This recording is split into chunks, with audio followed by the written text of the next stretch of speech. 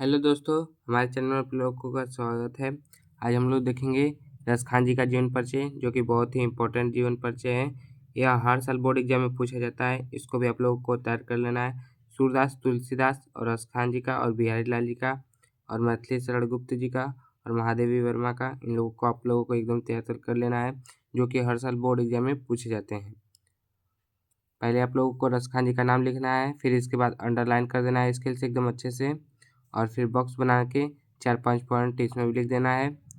इससे कि देखने में अच्छा लगता है, एग्जामिनर पूरे नंबर देते हैं।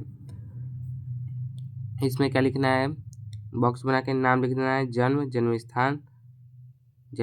स्थान, मृत्यु और पिता का नाम पता है तो पिता का नाम लिख सकते हैं। नाम रसखान और जन्म 1533 ईस्वी, जन्म पिहाई और मृत्यु 1618 ईस्वी में हुआ था।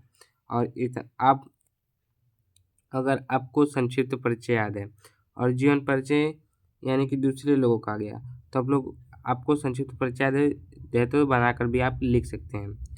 आइए जीवन परिचय देखते हैं इनका। जीवन परिचय। रसखान कृष्ण भक्ति शाखा के कवि थे, यानी कि रसखान जी कृष्ण भक्ति शाखा के कवि थे। इनका वास्तविक नाम सैयद इब्राहिम था। इनका वास्तविक नाम क्या था? सैयद इब्राहिम। ये दिल्ली के पठान सरदार कहे जाते थे। कुछ विद्वान इन्हें पिहाई के निवासी मानते हैं। कुछ विद्वान लोग इन्हें पिहाई के निवासी मानते हैं, किंतु इस विषय में कोई प्रबल प्रमाण नहीं है। वैसे रसखान किसी बादशाह के वंशज थे, ऐसा प्रेम वाटिका में लिखा है। प्रेम वाटिका में क्या लिखा है? देखी गदर हित सहीबी, दिल्ली नगर मसान, छिनही बादशाह वंश की ठसक, छोरी रसखान। और फिर इनका जन्म 1533 ईस्वी में हुआ था और ये गोसाई बिट्ठक लाल नाथ के शिष्य थे। इनका उपनाम रसखान था, क्योंकि एक समय वास्तव में रस के खान है। इनके एक समय रस के खान है, इसलिए इन्हें रसखान कहा जाता था।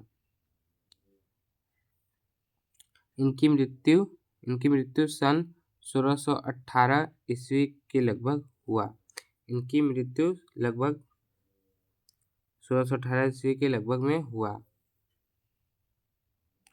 और रचनाएं, इनकी प्रमुख रचनाएं निम्नलिखित हैं। कौन कौन सी है? सुजान रसखान, और दूसरा प्रेम वाटिका, और तीसरा बाल लीला अष्टयाम, और चौथा अष्टयाम।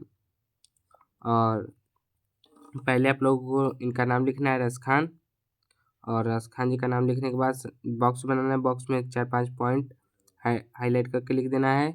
उसके बाद आप लोगों को जीवन परिचय लिखना है। जीवन परिचय के बाद रचनाएं लिखना है। रचनाएं में कभी 2 नंबर मिलता है।